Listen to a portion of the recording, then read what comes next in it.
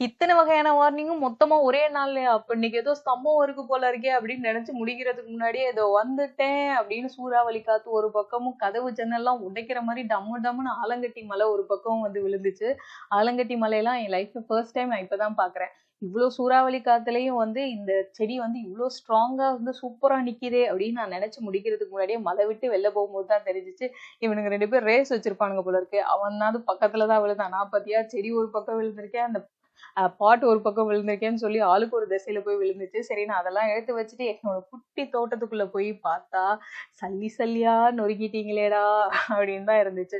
ஆனா இத்தனை மலையிலயும் வந்து தலைவர் கருவேப்பிலை செடி மட்டும் ஸ்ட்ராங்கா நின்னுச்சு. அப்பா அது போதும்டா அப்படின்னு சொல்லிட்டு இந்த பக்கம் வந்தா என்னோட கியூட்டான பட்டாம்பூச்சி விளக்கு வந்து பத்திரமா இருந்துச்சு.